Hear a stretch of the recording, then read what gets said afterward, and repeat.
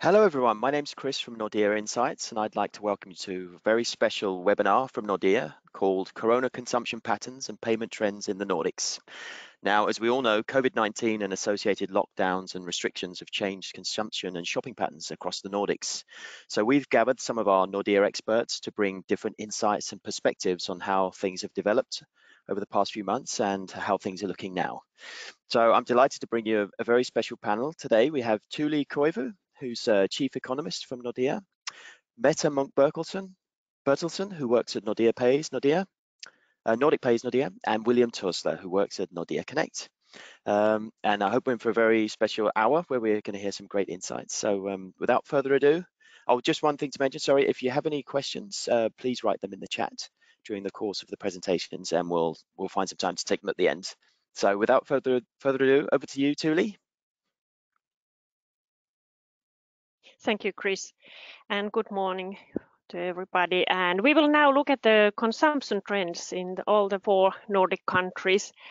And when doing the analysis, I will show you some very interesting card transaction data that we have gathered here in Nordea, and which gives a pretty nice overview of how consumption has changed during the COVID-19 crisis.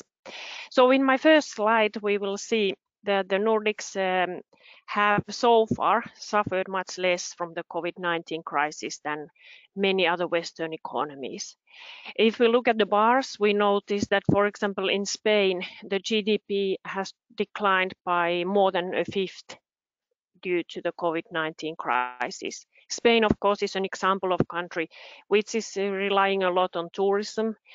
And of course, tourism is one of those sectors suffering most from the virus.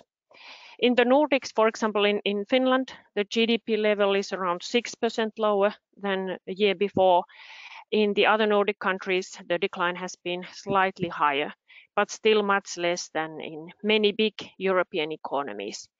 The main reason for this relatively small decline has been the fact that we have so far at least avoided full lockdowns, while, for example, in France, Italy, Spain, many workers have not been able to commute to work, or even manufacturing has been closed down in March or April.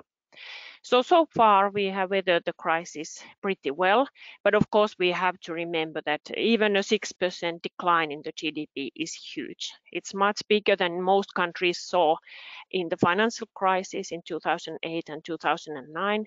And we also have to bear in mind that we have not seen all the aspects of the COVID-19 crisis yet. The virus is still spreading among us, and there is a second wave starting to come up. So I would say that we are still halfway through only, and the first wave is behind us. We weathered that very well, but let's see what the future brings. Our Nordea forecast, as you can see on the right-hand side graph, are pretty positive for all the Nordic countries. According to our forecasts, Sweden, Norway especially would be back to the pre-crisis GDP levels already next year. In Finland and Denmark, the recovery would take a bit longer, but that's still faster than on average the euro area, where the GDP is expected to achieve the pre-crisis level only at the end of 2022. So the welfare losses that the COVID-19 crisis has created all around the world are huge. And of course, the long-term impacts of the crisis are still difficult to estimate. But today we will concentrate on consumption, which has really been in the center of the crisis. Compared to most of the ups and downs in the economies, normally what happens is that there are, for example, some sort of difficulties in the financial sector, and those then spread to especially to investments, manufacturing, global trade, and those kind of areas. This time COVID-19 changed our behavior, all the consumers' behavior, and daily things, how we deal with the purchases and so on. And that's why consumption has been the one suffering most and very quickly. And when we then turn to my next slide, we notice that the decline in consumption was really dramatic and very, very quick. Normally, the economists think that, okay, downturn can take 1 or 2 quarters going down, and then you start recovering. This time we could actually see that, for example, for Nordics, what our card data tells us is that the decline took place in basically in 2 weeks' time in March. That was the period when the virus really started spreading among us, and the government started to introduce all sort of restrictions. And the decline was really dramatic. In our Nordea card transactions, we noticed a decline of 30% in Norway and Denmark. Those are numbers that you cannot imagine. Me as an economist, this was really a new thing for me, and we had to, for example, renew all our projects and really also the way of how we think about the GDP and economic growth and in this case decline, because the changes were so dramatic. But then on the other hand, also the turn to better happened in almost overnight. And in countries where the decline had been the steepest, also the recovery was really fast. So that already when the summer holidays started in the beginning of June, on average or in total, the value of card transactions, both debit and credit card transactions in most Nordic countries were almost at the level of 2019.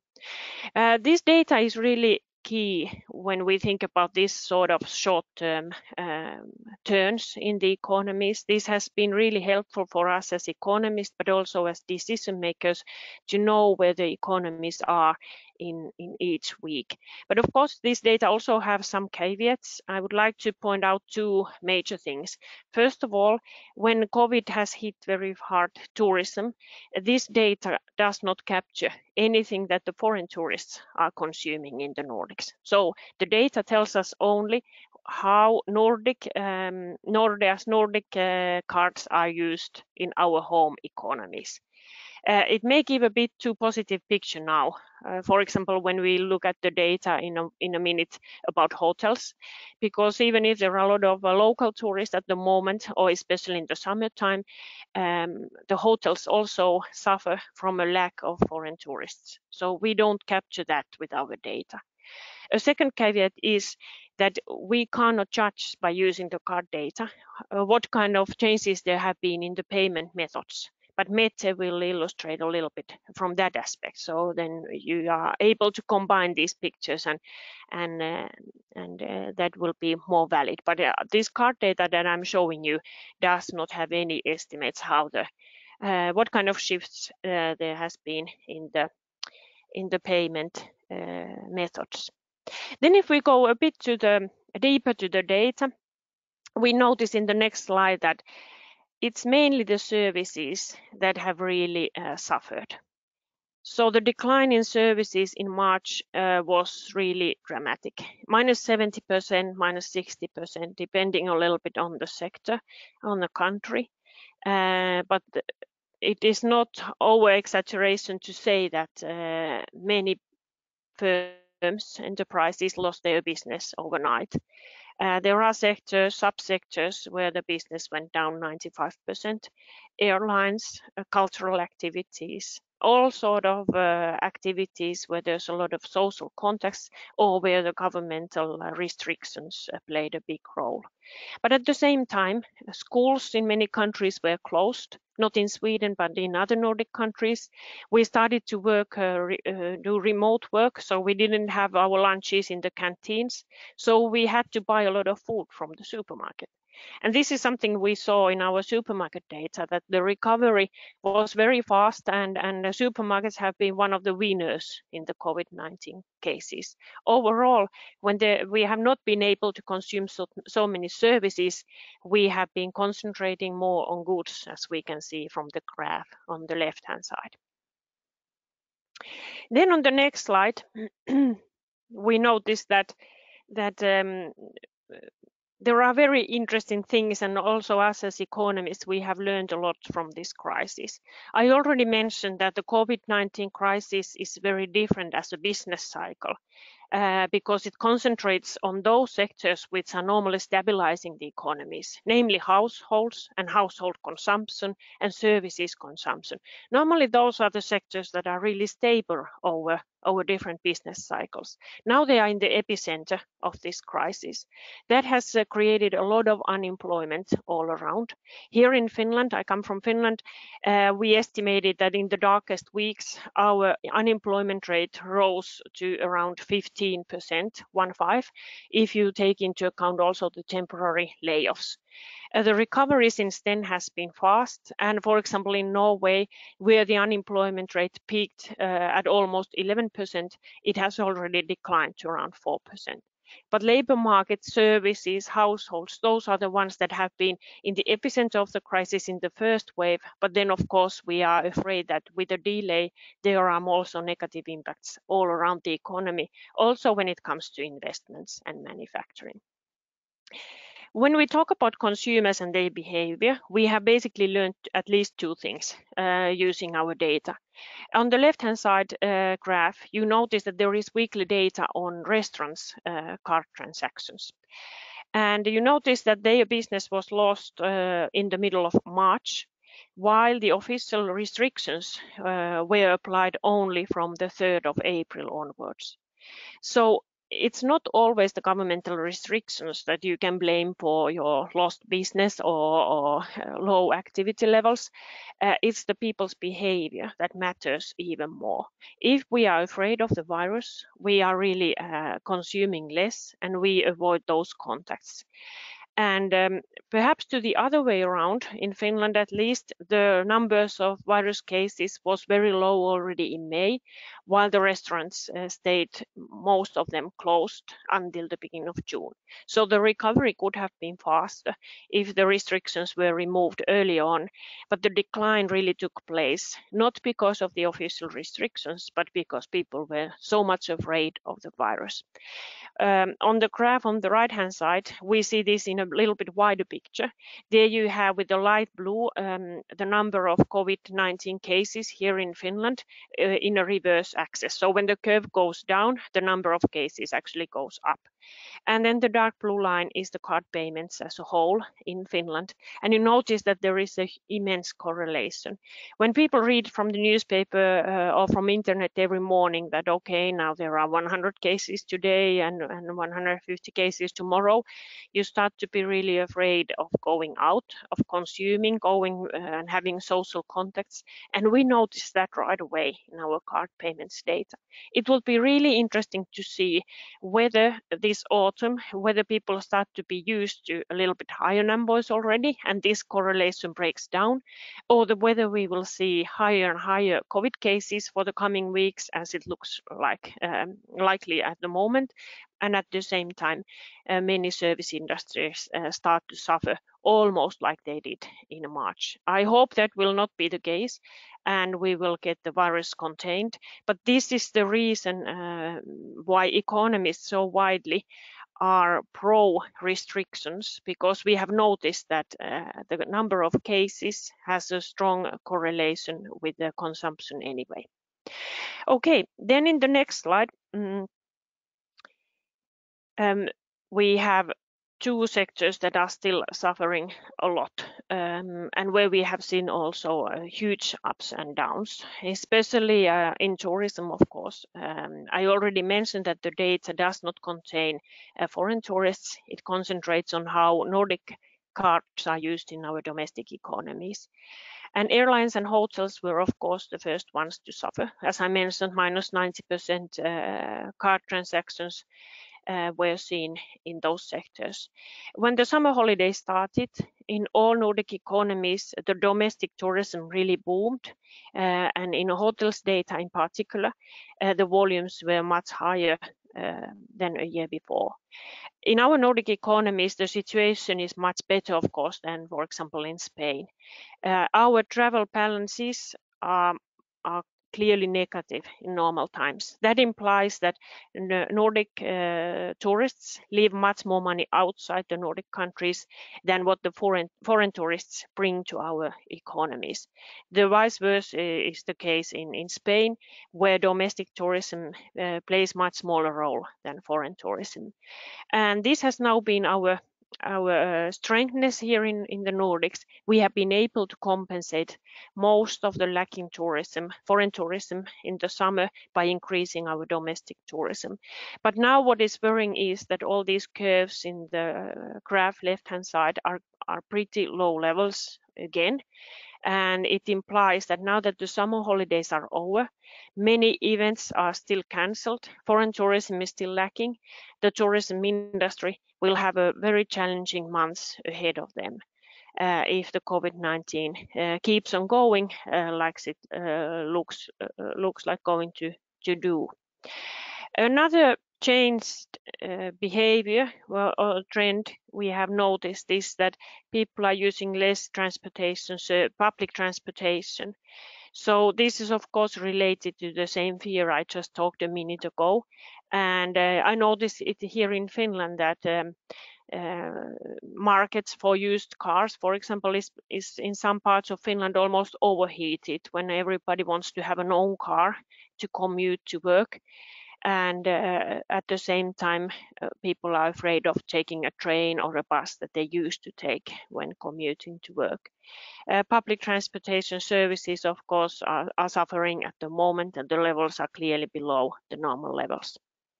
Then at my last slide, I would like to point some winners of the COVID-19 crisis. In the crisis, you of course always have winners and losers, and COVID crisis, given that it has been so dramatic in many ways, have perhaps created more winners and more losers than most of the crisis. I already mentioned that supermarkets have been the winners in this crisis. We are now shopping more food, for example, just because we avoid going out. That was especially the case during the school closures and remote work, but has continued since then as well. And hardware stores, all kind of equipment that you need to reconstruct your home, for example, or sports shops, things that you need for your free time. Now we have much more time than we normally do, so people are using that for shopping. So there are also winners in this crisis. Unfortunately, our data does not give very valid picture on the e-commerce. So I cannot tell you how e-commerce has been developing based on our card transaction data. We have some more valid numbers for Finland, and there we have seen pretty solid growth. But given that there was already a strong upward trend prior to the crisis, I wouldn't say that the change has been dramatic. People are still shopping all around. And of course, it might be that in e-commerce especially, people now use more, for example, internet banking, and then our card transaction data does not capture that phenomenon. So we clearly have some weaknesses in judging those trends. Okay, so then I would just like to, in my last slide, point you that if you got interested in the card transaction data, which is really a useful tool to analyze short-term trends, changes in the Nordic countries, consumption patterns, here's the link to a web page where we publish from now on every week report on the Nordic consumption. We also do have country-specific publications for Norway, Finland, and Denmark, and those come out every week. And thank you for your attention. And now I will turn the floor to Mette. Thank you.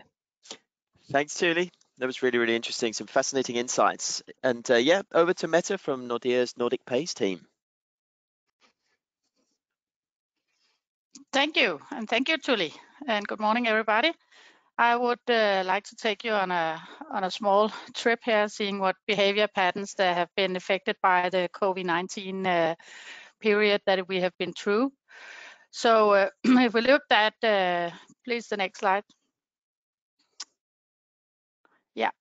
So as Tuuli were mentioning, COVID-19 has in several economies and industries been infected, some more than others, but at the same time, we see an acceleration in the adoption of digital payments. And this is both something that we see in the Nordics as well as it's seen in globally.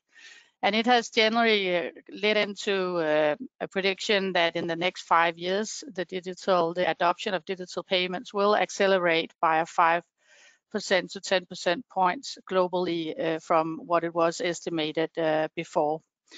And that effect will be seen in both in-store, where there will be the shift in behavior with consumers. I will get more in depth to that.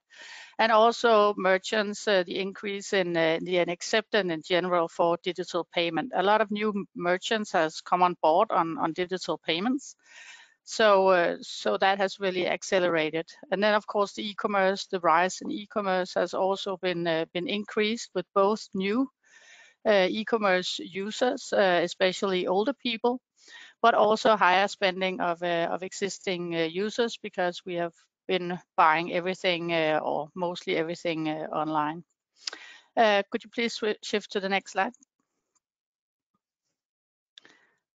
So in the Nordics, we have really we see the Nordic mobile schemes as a main driver in mobile payments. We have more than 60 million users, and there's been before there was a high usage of these schemes, especially in the person-to-person transfer scenarios, but also in a lot of other payment scenarios like subscription and like especially in-store and also in e-commerce.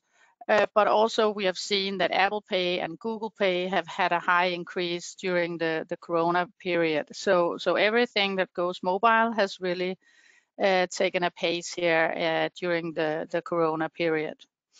And if we look at what drivers it is on the next slide.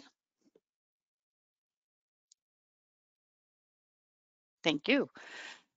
So if we look at what is it for what behavioral drivers that are actually accelerating this increase in the digital payments. First of all, Google has been sending out a new report on the use of mobile, and the use of mobile apps has actually grown 20% in the beginning of 2020, which is a much higher increase than it was before. So there's been a very high adoption in not only new apps, but also apps that really where you can buy something. And then this demand for touch-free payments has also really accelerated the use of mobile, especially the minimum contact with PIN pad, which has affected the contactless, but also the reduce of cash and also in-store mobile self-service checkout solution, where you can go in and use the mobile for scanning the goods, but also using for checking out without having any contact with the people in the shop. And then at the same time, of course, before we had a raise in e-commerce in general and a high use of e-commerce, but when some of us were to be in quarantine and couldn't go out, and especially older people, this has also led to that there's come a lot of new patterns where it has been delivered to the door by restaurants that normally only serve in their restaurants, and it had also been to business to business companies that are delivering to private users, and there's been new patterns and has increased to a general increase in online shopping, but also again new users, older people, new channels, creative ways of selling goods digitally and paying for it. Could you take the next slide, please?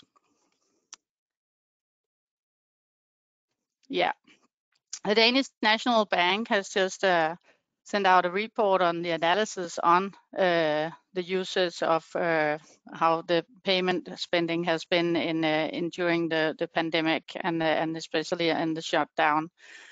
And here, as expected, you can say the cash payments were really reduced in favor of electronic alternatives. those in general, there is a decline in cash usage if we look at it in the Nordics. So this is Denmark, but I think the picture is the same in all the other countries.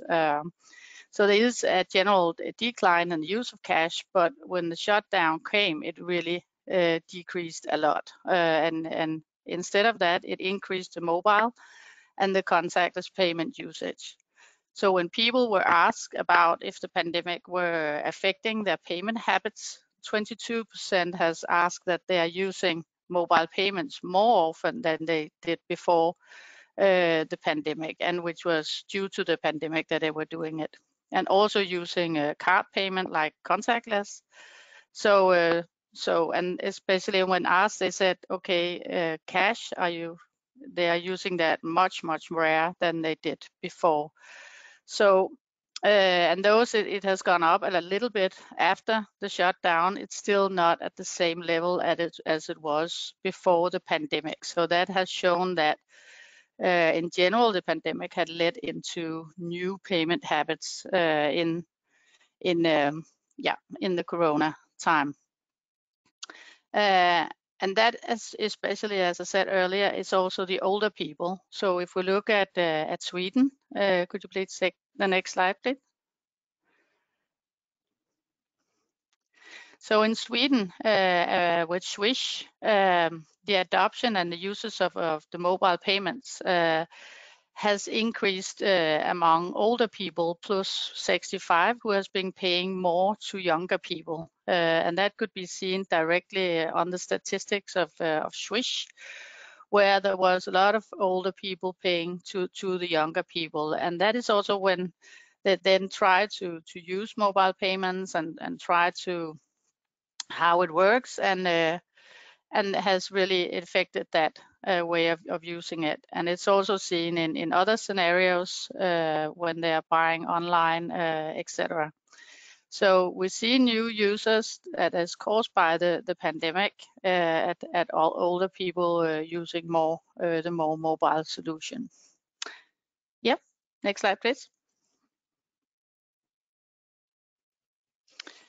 So, and at the same time, also more merchants have signed up for the mobile payment solution, especially the Fortax betaling and the My Shop, it's called with mobile pay, and several for Whips in Norway. So there's been a direct increase with merchants signing up for the mobile payment solution. So as Tuuli showed, there was a decline in the economy and in the numbers. But in the mobile solution, there was an increase. This is for Swish in Sweden, but it was the same pattern that we saw in the other Nordic countries. And this was also because there was this demand for home delivery and for restaurants to go directly to consumers, and they needed a fast way to have payment acceptance. And this is where the solution with the QR codes have been heavily used for this, so that they could have a payment when delivering the goods at the door. So an increase, and then after that there was a decrease, of course, but there was a high sign up in March when the shutdown come. If we look a little bit ahead, on the next slide, Christian, please.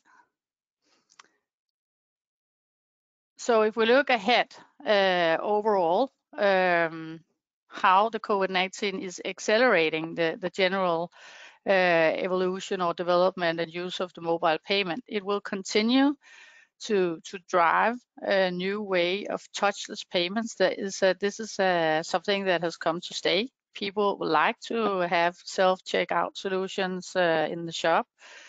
So of course, the person-to-person transfers, especially with older people, the way of how young people can shop for them, etc.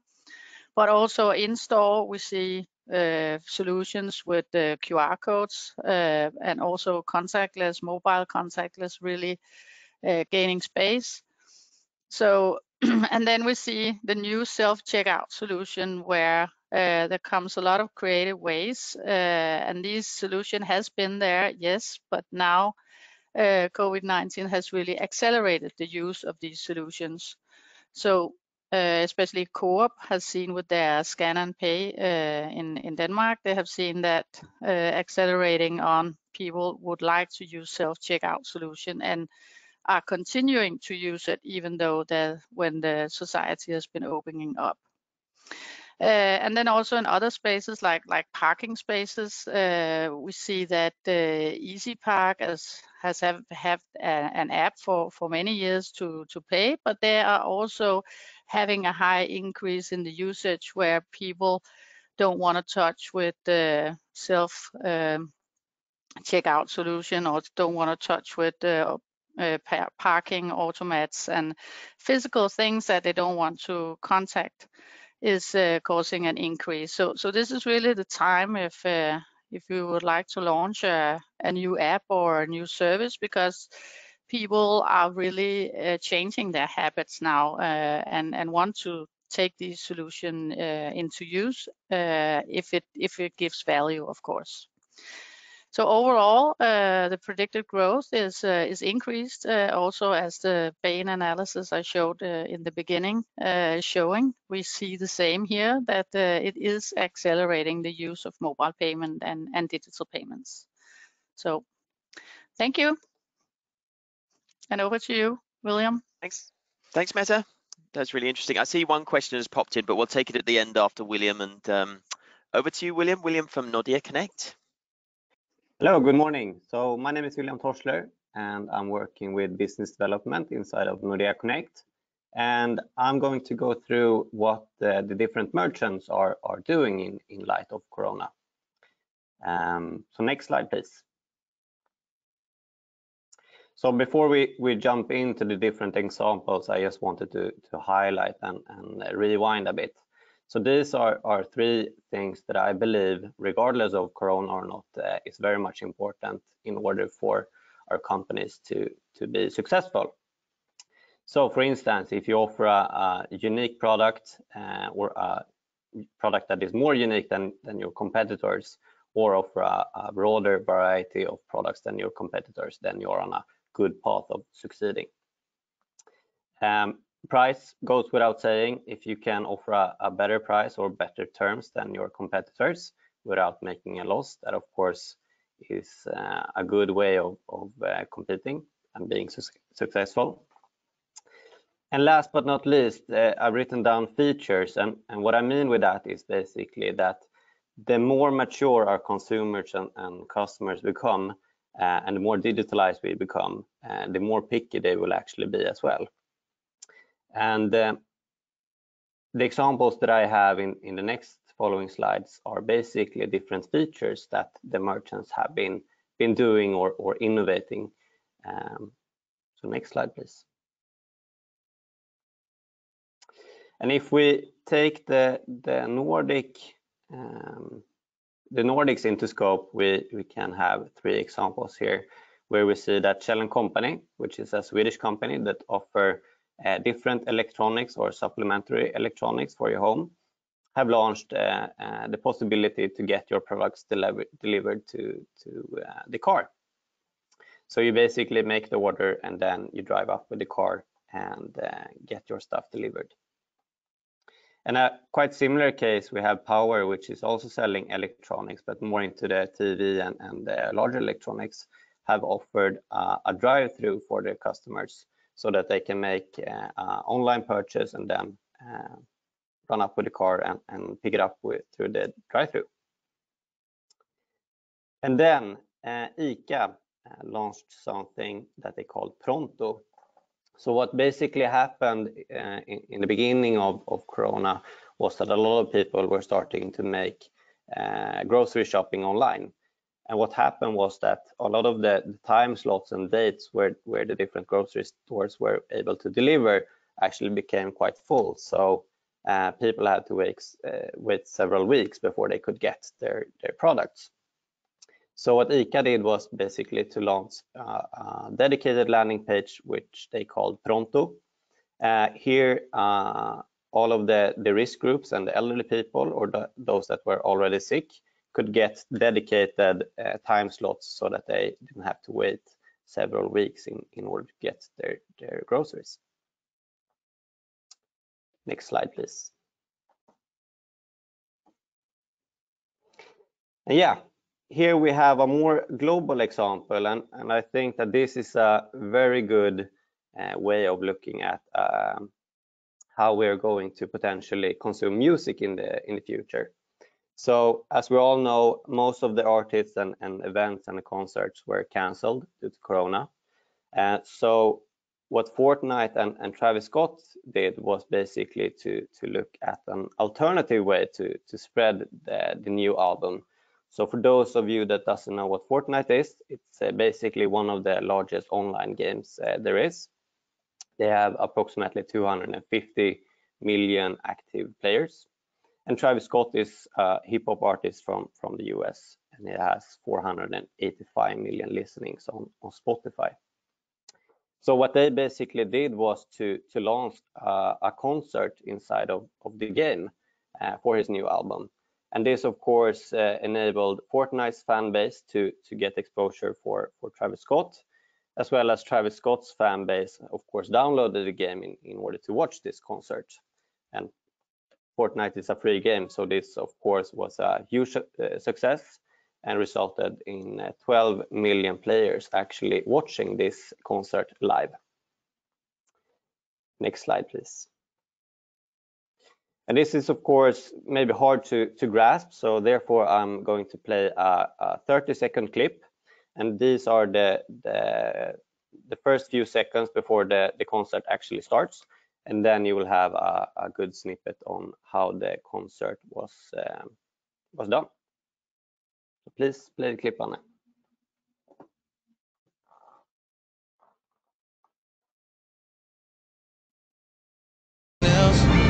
I tried to show him. Yeah. Gone on you with the pick and roll. Younger flame, he in sicko mode.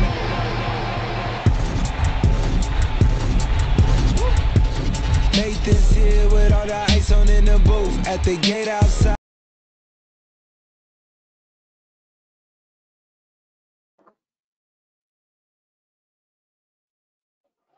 So quite cool, and Fortnite and several artists have, of course, become very much keen on making similar events, and they have already announced future events which are going to be quite similar to this. So next clip or next slide. All right, and then we have Vimla. So to me, I think that the telecom industry have been somewhat, in some cases, unsuccessful in their digitalization.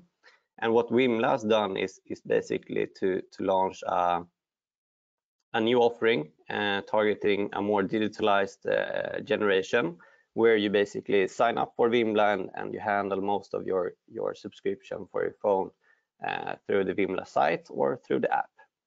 But what they have been most successful with is, to me, the payment journey. Most of us are quite familiar with the physical invoices that dimps down in your mailbox every month. And what Vimla has done is to take this a step further and to digitalize the invoice. So what happens is that I receive an email or a text where it says that, William, now it's time to pay your monthly subscription. Please click this link in order to pay it.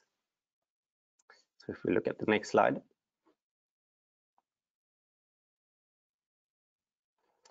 And when I click this link in either the SMS or the email, I come to a landing page where I can choose, as you can see, to the left-hand side, which payment option I would like to use. And in this case, it's a Swedish company, so they offer Swish. So I click on the Swish, I insert my mobile number, and then I get a push notification on my phone where I sign it basically with my bank ID. And that's it. I pay my 430 krona for that monthly subscription.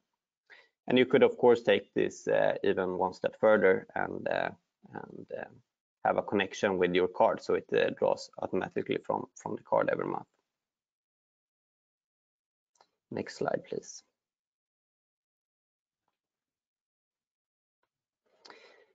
And then last but not least, this is actually an example that I got a hold of just 2 weeks back. So as was previously mentioned in the presentations, is of course that the restaurants was hit very hard by Corona. And now we all see the different spots or lines or tapes that you have inside of the restaurants when you're queuing in order to order something. And what this company has done is basically to use a puck with NFC technology that they put on each table. And then I, as a consumer, tap my phone on the puck. I get a push notification if I want to open my browser. So it's a website that I open. And there I basically have the full menu of the restaurant that I'm in. And I can proceed to pick whatever order or product I would like in the menu, and then I proceed with either paying directly or once I'm supposedly to leave the restaurant. And I think that most of us are quite familiar with the feeling of trying to get a hold of the waitress in order to make the first order, or to order something more, or to actually pay. And I think that regardless of Corona or not, this is a solution that will grow. And I see it as a huge benefit and will continue to be quite successful. And as always, I like clips, and this might be hard to grasp how it looks in reality. So here you have a 30-second clip from the website or the company that offer this service. So please, Anna, play the clip.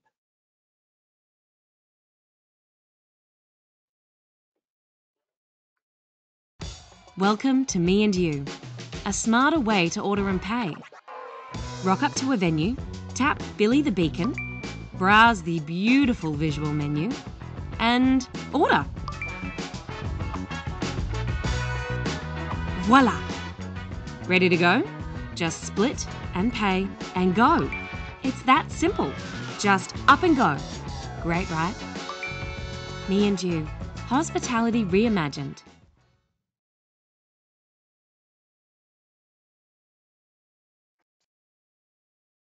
And I mean, the technology behind this isn't something new. The NFC is something that we have had for years, and also the ordering function and integration towards the cashier systems.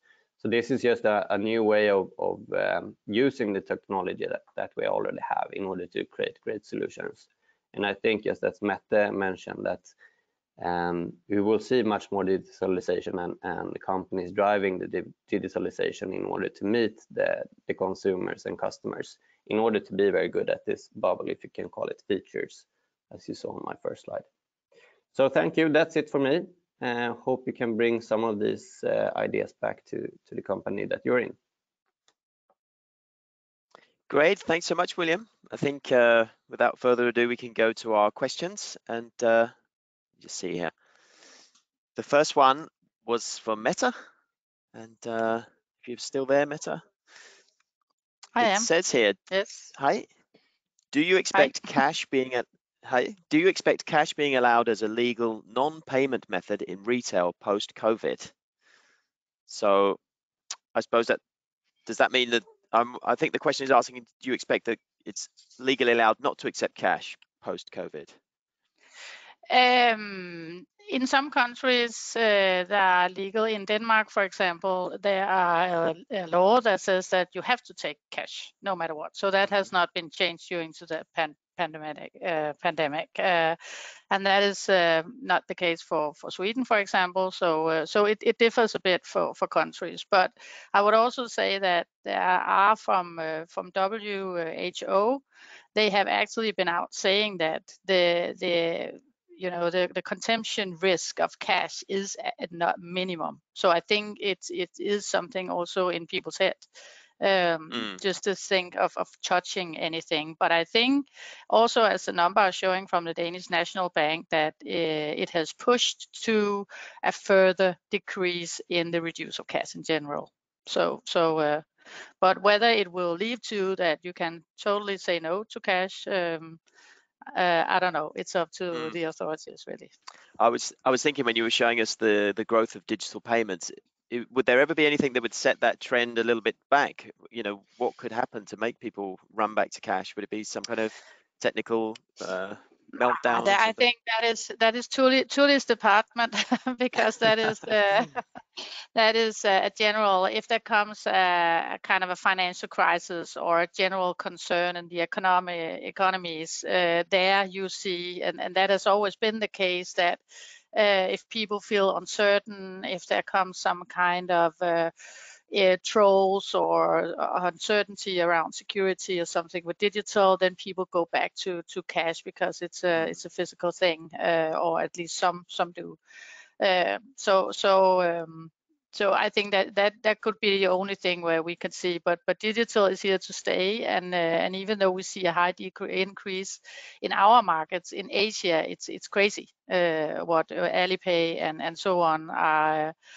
How fast they are developing. So it is a total global trend that digital payments is increasing a lot.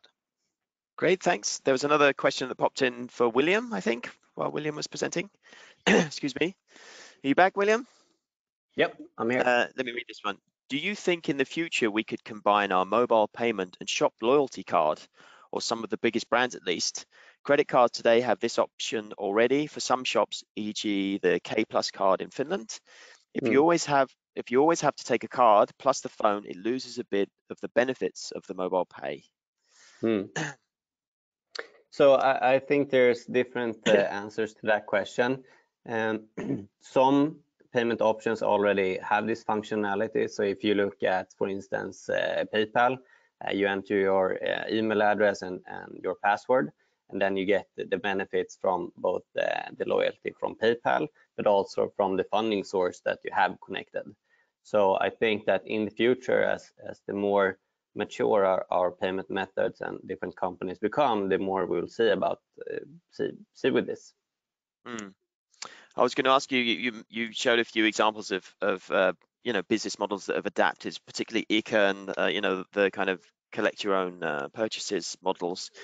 Do you think they're making extra profits out of these, or is it something that they've used their own margins for to kind of provide a service during a time of need, or do you think they've gone for a new, essentially new stream of profits?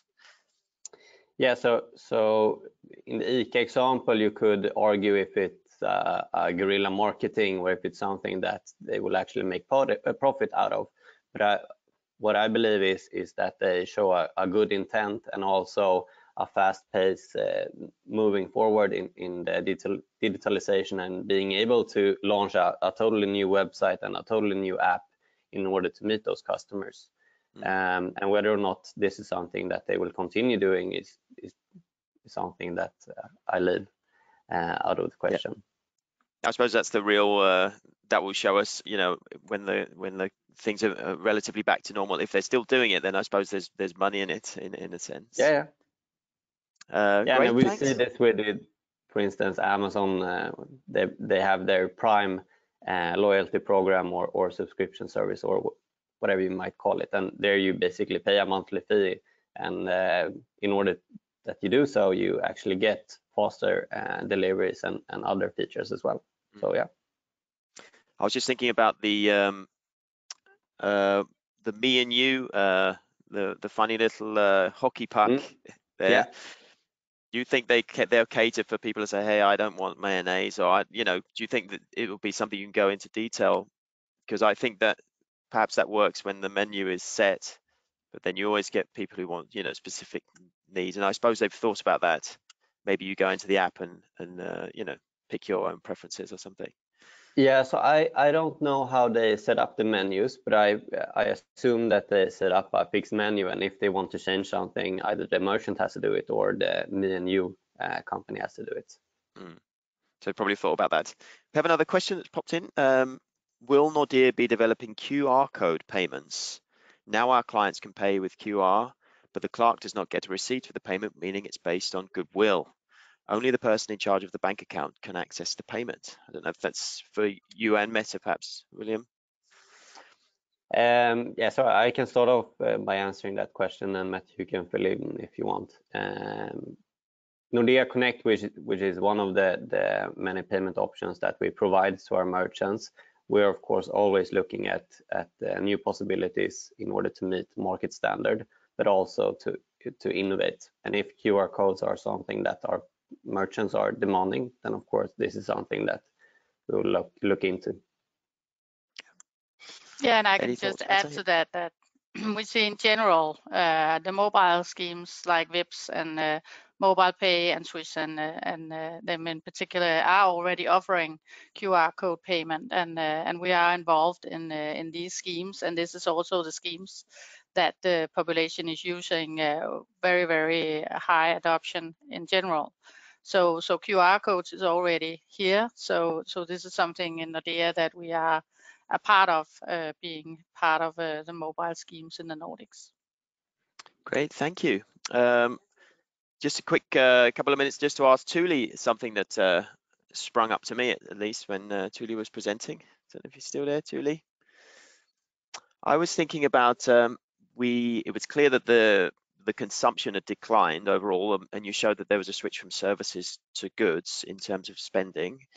Is it safe to assume that there's a kind of a big reserve of consumption spending waiting to go, or do you think it's kind of been used in other channels? And so in a sense, do we have a little kick in the economy waiting to go? Yeah, that's definitely a good question. We don't have data for savings rate for all countries yet, but I know the data, for example, for Finland and for Norway, and there the saving rate jumped really high in the second quarter. So apparently a big share of income has been saved. In the US, in Finland, we estimate the size of the extra savings to be around 5% of GDP, which is a huge amount of money.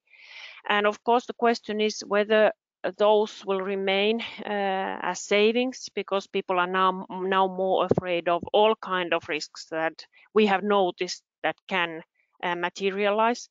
Whether people are now more afraid of climate change or another type of pandemic or something that they have not been thinking about early on, that remains to be seen.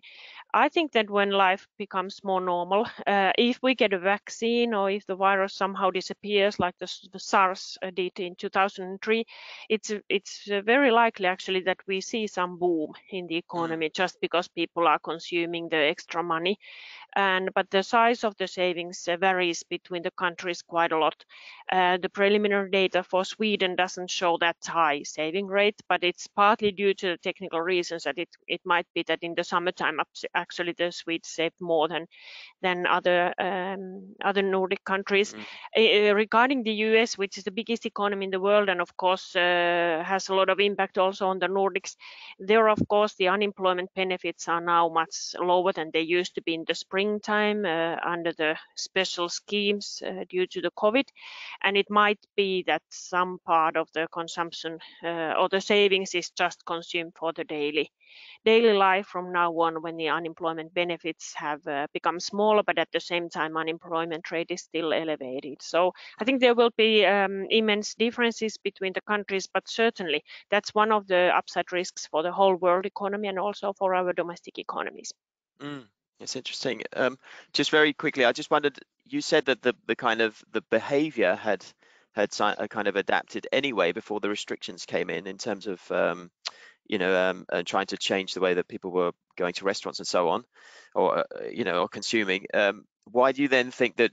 Why are economists pro-restriction if behavior was kind of managing itself? If that makes sense. Yeah. Well, I think if it's enough for everybody and for all countries to read that virus is now spreading and you need to be more careful, then we don't need the restrictions. That's true. But perhaps the idea behind the views of many economists is that perhaps we are getting a bit tired of all these exceptional times and tired of avoiding social contacts and so on. Yeah. And it might well be that that after a few more months of the virus going around, the official restrictions are the only ones that we care. So at least there is a huge correlation between the level of virus spreading around and the way we consume. People need to feel safe in both ways, financially, but also feel safe of not being affected by the virus if we want them to consume and keep the economies running. Great, thanks. That makes sense. One more question has popped in, and I suppose it's for a little bit more relevant for Mette and William here. For online payments, I'm using PayPal as it's much easier with email address and password, or just the PayPal app. It would be nice. It would be also nice to have all of that within one app and not use third-party services. Yeah, I suppose, can try and address that. I would say it's very individual how people are using both different payment apps. Somebody wants to have one app for everything, others prefer different apps for different scenarios.